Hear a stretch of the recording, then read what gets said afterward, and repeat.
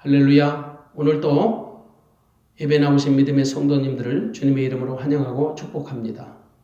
오늘 조금 전에 읽었던 본문 말씀 마태복음 1장 18절에서 25절 말씀 가지고 저는 의로운 사람 요셉이라는 말씀을 증거하려고 합니다. 12월은 성탄의 계절입니다. 오늘은 성탄 주일입니다. 물론 성탄절은 아니지만 성탄 주일이에요. 성탄의 주인공은 당연히 예수 그리스도시죠. 모든 설교의 테마, 모든 설교의 주제는 예수 그리스도. 그럼에도 불구하고 상당한 설교가 마리아에 대한 설교로 많이 있습니다. 근데 정작 요셉에 대한 말씀은 별로 없어요. 물론 구약에 나오는 요셉은 많아요. 예수님의 육신적 아비, 법적인 아비가 되는 요셉에 대해서는 별로 없어요. 그래서 오늘 저는 요셉에 관한 말씀을 좀 전하려고 합니다. 여러분, 요셉은 정혼하고 동거하기 전에 청천벽력 같은 소식을 들었어요. 이른바 마리아의 임신 소식이에요. 정말 기가 막힌 소식이에요. 요셉이 얼마나 황당하고 기가 막혔을까. 물론 처녀 마리아도 정말 감당할 수 없는 소식이지요. 근데 요셉 역시 기가 막힌 소식이에요. 어쩌면 자기 인생의 절체절명의 위기였을 겁니다. 당시 요셉과 마리아는 정혼한 상태였거든요. 이스라엘의 관습을 보면 정혼한 뒤에 1년쯤 지나서 결혼하는 것이 보통 상례입니다. 정혼하면 각자 자기 집에서 살다가 결혼하면 동거에 들어가는 거예요. 그리고 정혼도 결혼에 준하는 부부적인 윤리를 요구합니다. 만일 정혼한 사람에게 부정함이 드러나면 결혼한 사람과 똑같이 법적인 처리를 하는 거예요. 그래서 정혼도 법적인 부부의 대의를 다해야 하는 겁니다. 근데 정혼한 마리아가 임신했어요. 세상에 이런 황당무계한 일이 어디 있겠어요. 만일 이것이 들통이 나면 무슨 망신입니까? 둘 다 주변 사람들 부끄러워서 어떻게 고개를 들고 살겠으며 요셉은 부도덕한 마리아와 어떻게 결혼할 수 있겠습니까? 물론 마리아의 임신이 성령으로 잉태한 것이라는 말씀이 주어졌기 때문에 마리아는 그래도 그 믿음 가지고 산다 하지만 과연 요셉의 입장에서는 이것을 어떻게 쉽게 받아들일 수 있겠는가? 오늘 18절을 봅니다. 예수 그리스도의 나심은 이러하니라. 그 모친 마리아가 요셉과 정혼하고 동거하기 전에 성령으로 잉태된 것이 나타났더니, 성령으로 잉태된 것이 나타났더니, 다시 말해서 성령을 통해서 마리아의 태중에 생명체가 발견되어졌다라는 말이에요. 마리아의 복중에 생명이 지금 살고 있다라는 거예요. 솔직히 지금 우리는 예수님이 성령으로 잉태하셨다는 사실 하도 많이 들었잖아요. 배웠잖아요. 그리고 사실 그걸 믿잖아요. 그러면 어떤 거부감이 없이 받아들여요. 근데 당시 요셉의 입장에서 성령 잉태 사건을 받아들인다는 것이 그리 쉬운 일은 아니었을 것이다. 왜냐하면 한 번도 성령으로 잉태함을 들어본 적이 없었고 어쩌면 성령의 실체도 제대로 알지 못하는 시대였잖아요. 그러므로 요셉의 고뇌를 우리는 충분히 짐작해 볼 수 있습니다. 한 번도 들어본 적이 없고 본 적이 없는 그 성령 잉태 사건. 요셉은 과연 그것을 어떻게 받아들였을까? 그 문제를 풀어가기 위해서 요셉이 어떤 사람인가? 오늘 19절을 보겠습니다. 그 남편 요셉은 의로운 사람이라. 저를 드러내지 않고 가만히 끊고자 하여 이 일을 생각할 때 주의 사자가 현몽하여 가로되 다윗의 자손 요셉아 내 아내 마리아 되기로 오기를 무서워 말라. 저에게 잉태된 자는 성령으로 된 것이라. 요셉을 성경은 단편적으로 의로운 사람이라고 소개합니다. 그런데 성경에서 말하는 의로운 사람은 단순히 도덕적이고 윤리적이고 착하고 정직하고 선한 사람을 말하는 게 아니에요. 세상적인 기준으로 볼 때 의로운 자가 아니라 하나님 편에서 의로운 사람이다. 의로움의 기준은 하나님께 있어요. 요셉은 하나님이 보실 때 의로운 자였다라는 말이에요. 이른바 하나님 보시기에 합당한 자, 하나님의 나라의 의미를 감당하는데 부족함이 없는 자, 하나님의 말씀을 이루는데 최고의 적임자로 하나님이 인정을 해주는 거죠. 물론 전적인 하나님의 은혜가 부어짐으로 가능한 일이에요. 의로움은 하나님의 성품이에요. 하나님의 속성이에요. 그러므로 성도는 반드시 하나님의 의로우심을 입은 자여야 합니다. 하나님의 의로우심을 입지 못하면 아무도 하나님의 자녀가 될 수 없어요. 그런데 성경에서 말씀하시는 그 의로움은 두 가지 방편으로 나타납니다. 다시 말해서 하나님은 당신의 의로움을 두 가지 방편으로 우리 가운데 나타내신다는 거예요. 하나는 율법을 통해서 하나님의 의를 나타내십니다. 또 다른 하나는 복음을 통해서 나타나십니다. 다시 말해서 율법에도 하나님의 의가 들어있고 복음에도 하나님의 의가 들어있다는 말이에요. 그러니까 하나님의 의는 하나님의 자녀가 되는 아주 기본적이고 가장 중요한 조건이에요. 그래서 복음에 하나님의 의가 들어있다는 사실을 모르는 그리스도인은 거의 없을 겁니다. 하지만 율법에도 하나님의 의가 들어있다는 사실을 아는 사람 썩 많지 않을걸요. 당연히 율법도 하나님의 법이잖아요. 하나님의 의가 들어있거든요. 그래서 로마서 7장 12절 율법도 거룩하고 의롭고 선하다. 율법이 거룩하고 의롭고 선하다.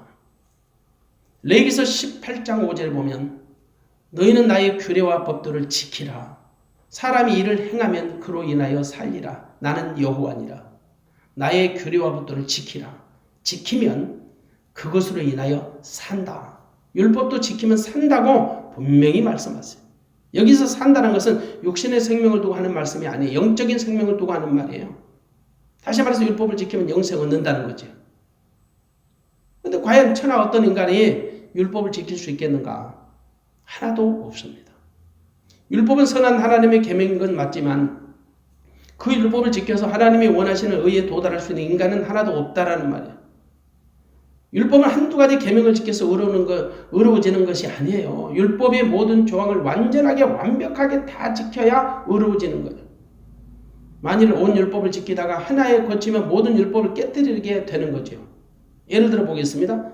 100가지 율법이 있습니다.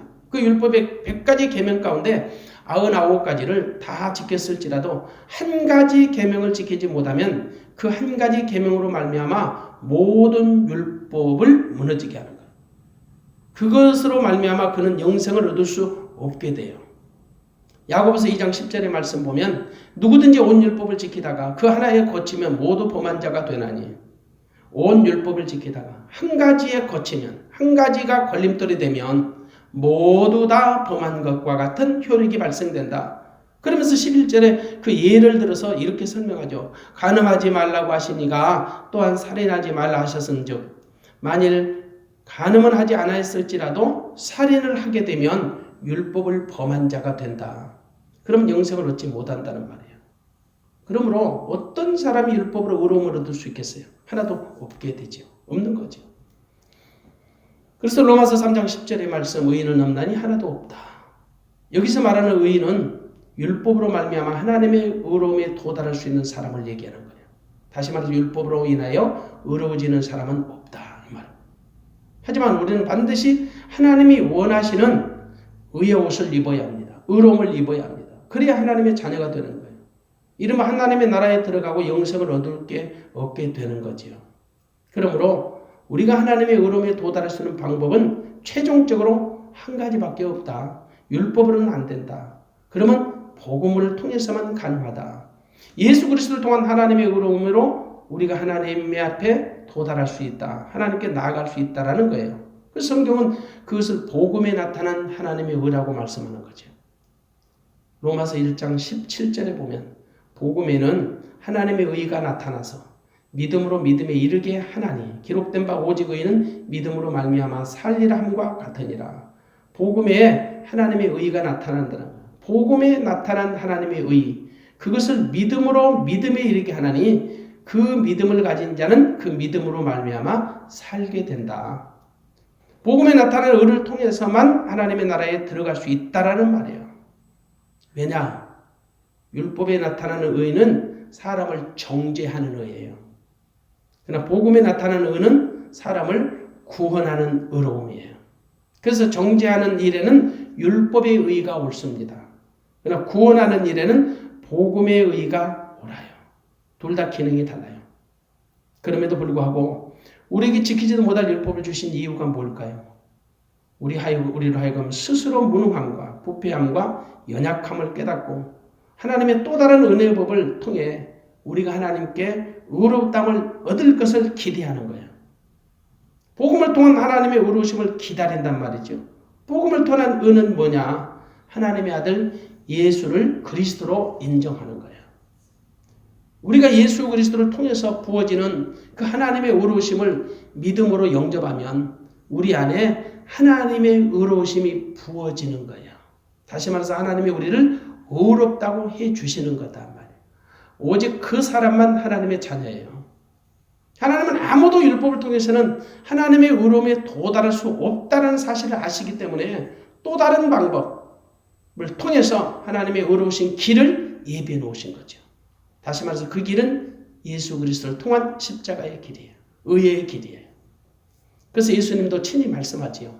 나는 길이요 진리요 생명이니 나로 말미암지 않고는 아버지께 올 자가 없느니라. 천하 인간 중에 아무도 율법으로는 하나님의 의에 도달할 수 없다는 사실을 하나님이 아시고 예수 그리스도를 통한 의의 길을 미리 준비해 놓으신 거예요. 그러므로 자기들의 어떤 열심이나 수고, 노력을 통해서 자발적으로는 하나님의 의로움에 도달할 수 없다는 사실을 깨닫고 또 다른 은혜의 법, 또 다른 방편의 하나님의 의를 기다리고 사모하게 되는 거죠.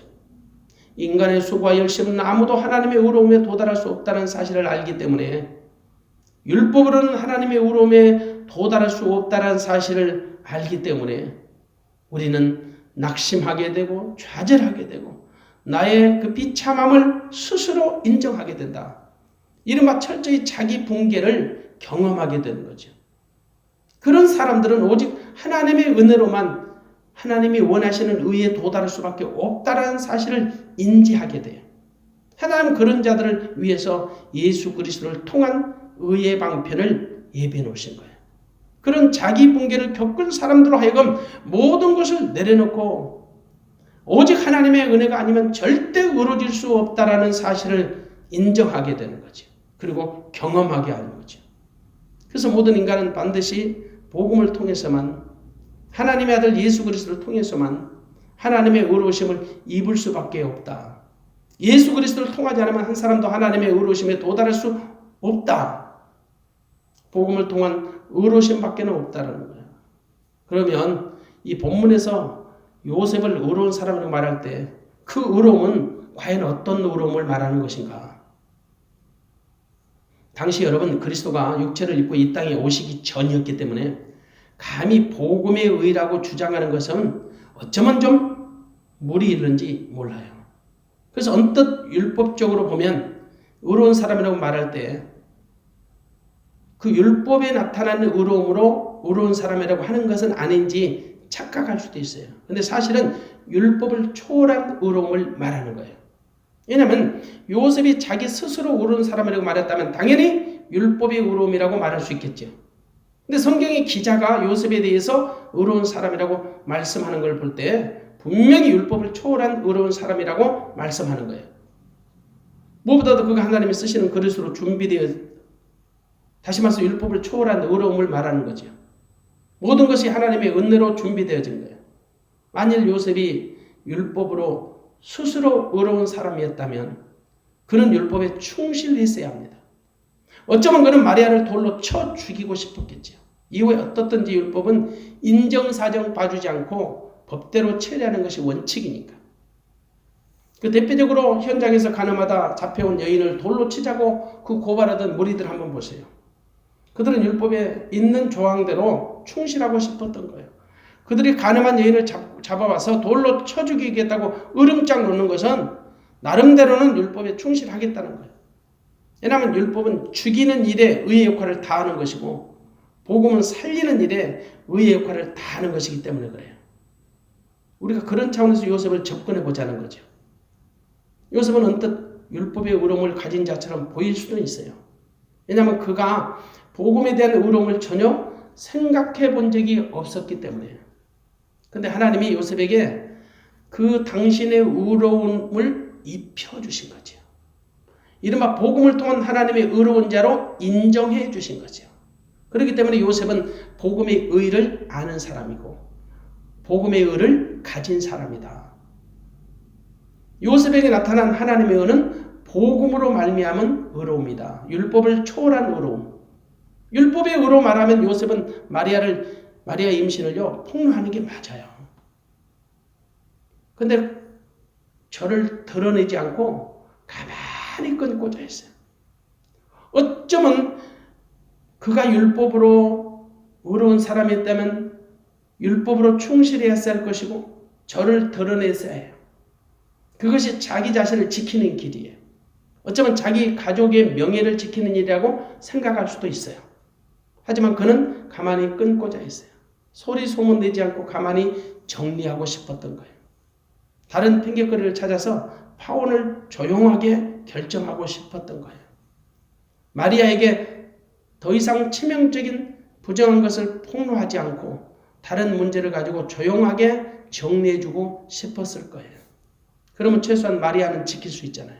마리아는 살릴 수 있잖아요. 솔직히 이것 역시 쉽지 않은 결정이죠. 특별히 남자편에서 이것을 결정하는 것은 보통 사람 이상의 인격을 가진 자만 할 수 있는 거죠.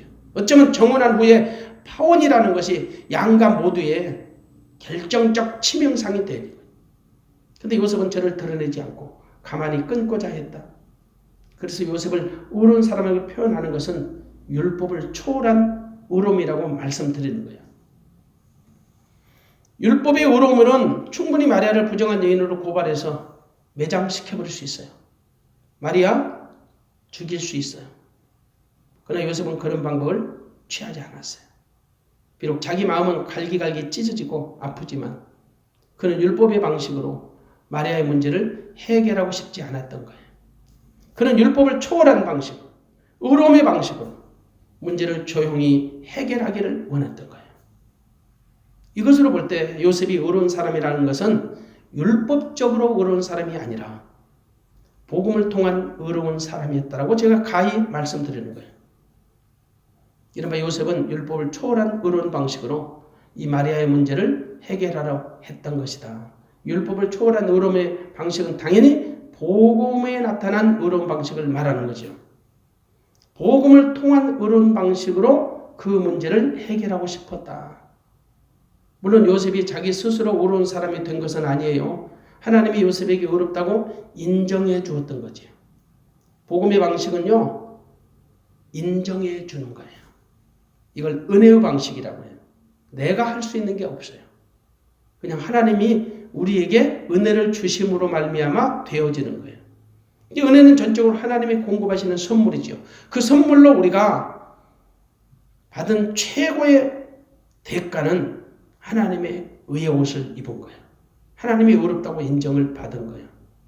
누구든지 하나님의 의가 입혀지면 의로운 자가 되는 겁니다. 하나님이 인정하고 하나님이 의롭다 하시면 의인이 되는 거예요. 이러면 하나님이 의롭다 하심을 입으면 의로운 자고 하나님의 의롭다 하심을 입지 못하면 불의한 자가 되는 거예요. 불의는 뭐냐? 의로움의 반대적인 개념으로 죄인이라는 겁니다. 때문에 의인은 하나님의 자녀, 그리고 불의한 자는 하나님과 상관없는 죄인인 거죠. 누구든지 하나님의 의로우심을 입어야 하나님의 자녀가 됩니다. 그런데 우리가 여기서 꼭 기억할 것이 있어요. 우리가 죄가 없어서 의인이란 말은 아니에요. 여전히 우리가 죄 중에 거하지만 하나님으로부터 죄 없다 하심을 받았기 때문에 의롭다 인정을 받은 거예요. 누구든지 하나님이 의롭다 하시면 의인이고 죄인이라고 하시면 죄인일 뿐이에요. 왜냐? 오직 의인과 죄인의 기준은 하나님께만 있으니까. 우리는 분명히 죄인입니다. 그런데 의롭다 하심을 받은 사람입니다. 하나님의 은혜로 모든 죄에서 씻음받고 고침받고 용서받아 하나님의 자녀가 된 것이에요. 의로움이란 단어는 법적인 용어예요. 어떤 사람도 스스로는 의로워질 수 없어요. 의로우심은 여겨주시는 은혜죠. 여겨주시는 은혜. 요셉, 하나님 앞에서 의로운 자였습니다. 그는 하나님의 은혜를 입은 자였습니다. 그가 하나님의 은혜를 입지 못하면 절대 의로운 자가 될 수 없어요. 그러므로 요셉은 하나님의 전적인 은혜를 입고 하나님의 자녀가 되었으며 하나님의 영광을 드러내는 거룩한 통로로 준비된 그릇이었다. 그래서 그는 인간의 이성을 초월해서 하나님의 말씀을 그대로 믿었고 받아들이고 순종할 수 있었던 겁니다. 한마디로 요셉의 믿음이 하나님으로부터 주어진 것이다. 하나님이 요셉을 의롭게 하셔서 당신의 영광을 드러내는 도구로 통로로 그릇으로 사용하게 되어진 것이다. 하나님의 영광을 위한 준비된 영혼이었다는 거예요. 만일 자기 의로움으로 이런 일이 일어났다면 결코 아무도 이런 사실을 받아들일 수 없을 겁니다. 감히 어떤 사람이 성령으로 잉태한 사실을 쉽게 받아들일 수 있겠냔 말이에요. 결코 하나님의 은혜가 없으면 불가능한 일이죠. 왜냐하면 당시 성령 역사를 의심 없이 받아들일 정도로 영적으로 풍성한 시대가 아니었어요. 그럼에도 불구하고 요셉이 어떤 의구심을 갖지 않았습니다. 어떤 토를 달지도 않았습니다. 그냥 그대로 순종함을 보십시오. 그는 순전하게 성령 잉태를 받아들이는 거예요. 이것이 어찌 율법으로 가능하겠어요? 그러므로 애당초 요셉은 율법으로는 의로운 사람이 될 수 없었어요. 분명히 성경은 의인은 없나니 하나도 없다라고 말씀하시거든요. 그렇기 때문에 우리가 요셉을 율법으로 의로운 사람이라고 상상하는 것조차 어쩌면 쓸데없는 착각이에요. 분명히 요셉은 복음 안에서 복음을 통하여 의로운 사람으로 지명된 사람, 준비된 사람이었다. 당연히 하나님의 은혜로 말입니다. 왜냐하면 율법 가지고 의로운 사람이 되려면 아마도 요셉에게 많은 설명을 장황하게 했을 겁니다. 어쩌면 많은 설득이 필요했을 겁니다. 그리고 요셉 역시 금식 기도를 한다더니 어느 혹은 자기만의 생각을 정리할 수 있는 시간이 필요하다라고 말할 수도 있어요. 물론 요셉도 생각이 착잡했을 겁니다. 성경도 요셉이 이 일을 생각했다고 말씀하고 있거든요. 20절에 보니까 이 일을 생각할 때 얼마나 이 일이 고민스러웠겠어요. 사실은. 얼마나 이것이 고뇌와 번민의 차이겠어요. 인간적인 고뇌를 우리가 여기에서 느낄 수 있잖아요. 그런데 요셉은 주의 사자의 현명을 통해서 다윗의 자손 요셉아 내 아내 데려오기를 무서워 말라. 저에게 잉태된 자는 성령으로 된 것이라. 음성을 듣고 단번에 수용하는 거예요. 솔직히 받아들이기가 쉬웠을까요? 왜냐하면 역사적으로 한 번도 성령으로 사람이 임신했다는 소식을 들어본 적이 없거든요. 그런 사실도 없고 만일 한 번이라도 그런 사례가 전례가 있었다면 어쩌면 받아들이기가 좀 쉬웠을는지도 몰라요. 그런데 성령 잉태는 누가 들어도 황당할 수밖에 없는 소리잖아요. 그런데 요셉은 의심하지 않고 받아들여요. 믿음은 이해되고 납득이 되는 것만 믿는 것이 아니에요. 나의 이성이나 지성이나 감성으로 이해되지 않아도 수용하는 것이 믿음이에요. 그래서 믿음은 하나님 주신 선물이지요. 에베소서 2장 8절 9절 우리가 잘 아는 말씀. 너희가 그 은혜를 인하여 믿음으로 말미암아 구원을 얻었나니 이것이 너희에게서 난 것이 아니요 하나님의 선물이라. 행위에서 난 것이 아니니 누구든지 자랑치 못하게 함이니라. 은혜를 인하여 믿음으로 말미암아 구원을 얻었다. 믿음은 하나님 주신 선물로 말미암아 우리에게 주어진 것이다. 그래서 행위에서 난 것이 아니니까 누구든지 자랑치 말라. 행위는 율법을 말해요. 은혜는 당연히 복음을 말하는 거죠. 한마디로 요셉이 그 마리아의 임신을 성령 잉태로 수용하는 것 역시 하나님이 주신 믿음의 선물이다. 요셉이 믿음이 좋아서 믿은 것이 아니라 하나님이 그 안에 은혜의 선물, 믿음을 주심으로 말미암아 구원받을 수 있는 믿음의 선물을 주심으로 말미암아 성령 잉태하신 소식마저도 믿어지는 역사가 일어난 거죠. 그렇다면 요셉이 의로운 사람이라는 것 역시 하나님의 은혜로 되어진 거죠. 그러므로 요셉이 의로운 사람이라는 것은 당연히 율법의 의로움이 아니라 율법을 초월한 의, 다시 말해서 복음으로 나타난 의로움이라는 것이에요. 이는 아무도 부인할 수 없는 사실이에요. 요셉이 의로운 사람이라는 것은 결국 하나님의 은혜를 입은 자다. 하나님이 요셉을 당신의 역사를 이룰 사람으로 의로운 사람으로 준비해 두셨다. 그 말이에요. 그러므로 하나님의 일꾼은 하나님으로부터 의로우심을 입은 자이다. 하나님의 일꾼은 하나님으로부터 의로우심을 입은 자여야 한다. 요셉이 잠에서 깨어났어요. 근데 주의 사자가 그 꿈에서 잠에서 분부한 대로 마리아를 아내로 데려오기로 결심을 했어요. 여러분 현실이 아니고 잠에서 그 주의 사자의 현몽을 받았는데 그것을 현실로 인정하고 받아들이기에 그게 쉬운 일은 아닐 겁니다. 24절에 보니 요셉이 잠을 깨어 일어나서 주의 사자의 분부대로 행하여 그 아내를 데려왔으나 아들을 낳기까지 동침치 아니하더니 나음의 이름을 예수라 하니라. 요셉이 잠에서 깨어났어요. 그리고 잠에서 현몽으로 가르쳤던 주의 사자의 명령을 그대로 순종하여 마리아를 자기 아내로 데려오기로 결심한 거예요. 그리고 그렇게 실행했어요. 다만 아들을 낳기까지는 동침치 않았다. 예수를 낳기까지는 서로 부부의 어떤 성적인 관계가 없었다. 그렇기 때문에 우리는 카톨릭에서 주장하는 그 마리아의 종신 처녀설 혹은 평생 동정론 결코 지지할 수 없습니다.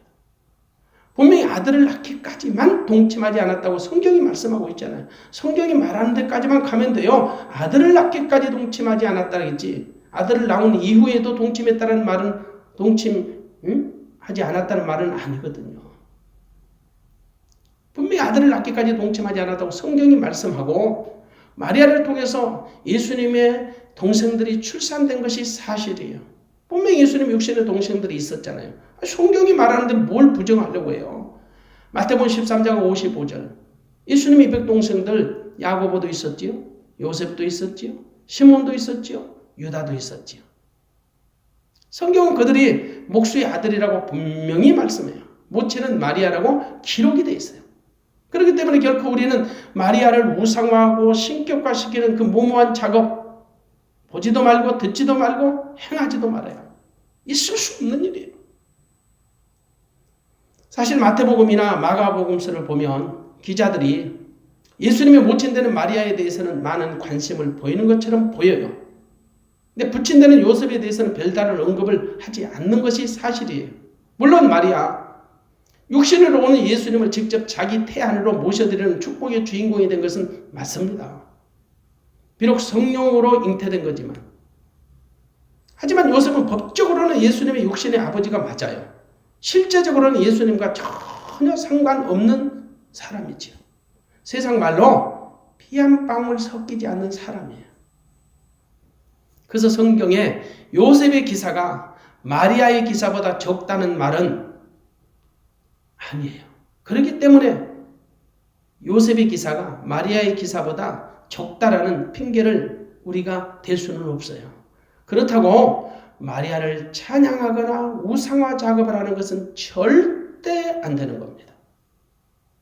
사실 요셉도요. 인간적인 모든 고뇌를 극복하고 하나님의 아들 예수 그리스도를 모시는 가문의 영광스러운 주인공이 된 것이 사실이에요.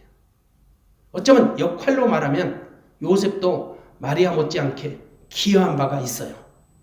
어쩌면 마리아가 성령으로 잉태하신 예수님을 받아들이는 것보다 요셉이 받아들이는 것이 훨씬 더 어렵고 힘들었을 거예요. 왜냐하면 마리아는 직접 자기 몸의 신체적인 변화를 경험한 여자잖아요. 성령으로 잉태하심을 스스로 체험했잖아요. 어떤 남자와 성적인 관계가 없었는데 자기 배가 불러오고 자기 안에 태중에 아이가 생명체가 거한다는 것을 본인은 알잖아요. 근데 옆에서 있는 요셉은 알 수 없잖아요. 그런 차원으로 볼 때 마리아가 성령 잉태를 받아들이는 것보다 요셉이 성령 잉태하신 그 사건을 수용하는 것이 훨씬 더 큰 믿음, 훨씬 더 성숙한 믿음을 요구했을는지 모른단 말이에요. 다시 말해서 요셉이 훨씬 믿음이 저는 크다고 여겨지는 거예요. 물론 하나님이 요셉을 어렵게 해서 그 모든 것을 수용할 수 있는 믿음을 주신 거죠. 이른바 하나님이 요셉을 믿어주신 것이다. 다만 우리는 요셉의 인격이 출중해서 하나님이 쓰신 것이 아니라는 사실을 결코 부정해서는 안 돼요. 부정할 수 없어요. 하나님이 요셉으로 하여금 의로운 인격체로 조성하셔서 사용하셨던 것을 알 수 있습니다. 요셉은 하나님의 쓰시기로 예비된 영혼이었다는 거예요. 처음부터 요셉은 하나님의 손에 붙들린 영혼이었어요. 20절의 말씀이 바로 그 말씀이에요. 20절에 보면 다윗의 자손 요셉아, 다윗의 자손 요셉아. 이는 다윗의 혈통에서 메시아 예수 그리스도가 나실 통로로 하나님이 요셉을 미리 준비해 놓으셨다는 말이에요. 다윗의 자손 요셉아 이렇게 말씀하신 것은 이미 하나님의 손에 요셉의 가문이 요셉이 붙들려서 사용되어지고 있다라는 거예요. 이러고 볼 때 요셉은 하나님의 손에 붙들린 하나님의 사람이었다. 하나님이 요셉을 의롭다고 여겨주셨다라는 거죠. 그러므로 요셉이 의로운 사람이란 말은 복음 안에서 나타난 의로움을 얘기하는 거예요. 하나님의 절대적인 은혜로 되어진 것이다. 그럼에도 불구하고 우리가 요셉을 통해서 배울 점은 분명히 있어요. 요셉은 너그러운 인품의 소유자였다. 맑은 영혼을 가진 자였다. 솔직히 여러분 맑은 영혼을 갖지 못하면 마리아의 그 성령 임신 사실, 성령 잉태 사건을 어떻게 받아들이겠어요? 그것도 어떻게 가만히 끊고자 할 수 있었겠어요? 아마도 못된 인격을 가진 사람들이라면 동네방네 떠들고 난리 쳤을 겁니다. 혹은 음탕한 여인이라고 정죄했을 겁니다. 심하게는 마리아에게 해코지를 하고 복수의 칼을 품고 살았을는지도 모릅니다. 요즘같이 하도 이상한 비상식적인 일들이 많은 세대에는 더욱 끔찍한 일들이 일어날 수도 있었을 겁니다. 그러므로 결코 하나님의 쓰심에도 분명한 기준이 있더라. 원칙이 있더라. 하나님은 인격적인 사람을 쓰시더라는 거지. 물론 우리가 인격자이기 때문에 쓰신다는 말은 아니에요. 하나님의 은혜를 입으면 우리가 인격자가 된다는 말이지. 그러나 요셉처럼 고상한 인격을 가지면 하나님이 쓰시기에 훨씬 더 쉽고 훨씬 더 편할 수 있을 겁니다. 왜? 하나님은 아무나 쓰시는 것이 아니거든요. 요셉은 분명히 보통 사람들보다 성숙한 인격을 가진 사람인 것이 맞아요. 오늘날 인격 없는 사람들이 얼마나 많아요. 성숙하지 못한 인격을 가진 사람들도 많이 있죠. 그런 차원에서 볼 때 하나님이 쓰실 만한 인격을 갖추는 것도 지혜로운 처사다. 그렇게 생각합니다. 아마도 요셉은 자기 조상들에게 주어진 율법을 쫓아서 경건하게 훈련하여 살아가던 유대인이었을 겁니다. 비록 율법일지라도 나름대로 신앙의 바탕이 잘 교육되고 훈련되어져 있었을 겁니다. 왜냐하면 주의 사자의 현명을 통해 성령 잉태 사실이 통보되어도 전혀 의심 없이 순종할 수 있었던 것, 아무나 할 수 있는 일이 아니거든요. 그래서 요셉은 율법이지만 잘 훈련되어진 인물이라는 거죠. 다만 우리가 여기서 오해해서는 안 될 게 있어요. 비록 율법으로 교육받거나 훈련을 받을지라도 바르게 받아야 한다. 누구든지 율법을 잘 공부하고 잘 훈련받으면 반드시 복음을 영접하기가 수월합니다. 아니, 율법을 바르게 교육받고 훈련받으면 반드시 복음을 영접하게 돼 있습니다. 왜냐하면 그것이 율법이 우리에게 주는 학습 효과예요. 율법의 기능이고 율법의 역할이에요. 그래서 율법은 우리를 그리스도 앞으로 인도하는 뭐예요? 몽학선생이라고 말씀하잖아요. 거기까지가 율법이에요. 그러니까 율법의 열차를 타고 가다가 결국은 복음의 열차를 우리는 갈아탄 사람들이다. 근데 율법을 잘못 공부하거나 잘못 훈련을 받으면 문제가 심각해져요. 왜냐하면 율법주의자가 되어버리거든요. 한마디로 율법주의자는 율법을 잘못 배우고 잘못 훈련받은 사람들이에요. 하지만 율법은 여러분 배우면 배울수록 알면 알수록 율법을 벗어버리고 복음을 그리워하고 복음을 사모하게 돼 있어요. 율법은 복음의 뿌리와 같은 거거든요. 율법을 모르면 복음을 알 수가 없어요. 율법으로 하지 않으면 복음을 영접할 수가 없어요. 제가 그런 차원에서 말씀드리는 거예요. 율법도 잘 배우고 잘 훈련받아야 한다. 율법을 배우되 잘 배워야 하고 훈련받되 잘 훈련받아야 한다. 잘못 받으면 사고치고 율법주의자가 되는 거예요. 바르게만 받으면 율법을 잘 훈련하고 잘 배우면 절대 율법을 통과해서 결국은 복음을 영접하게 된다. 그것이 필수 코스예요. 그것이 정상이에요.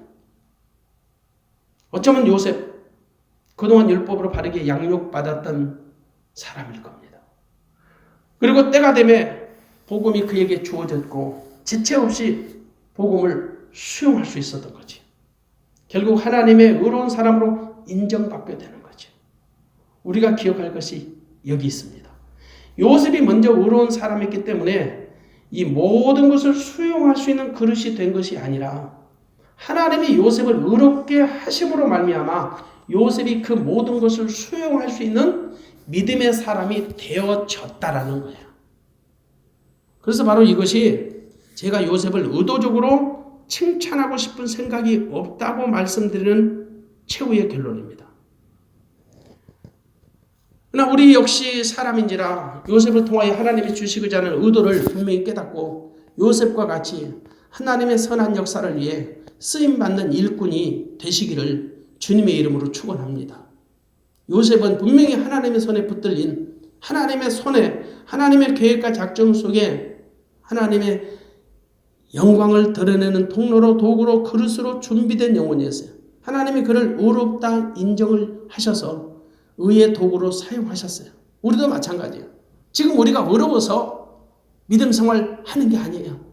아니 우리가 어렵기 때문에 믿음 생활 잘하는 게 아니에요. 아니요. 전혀 그런 구석이 없어요.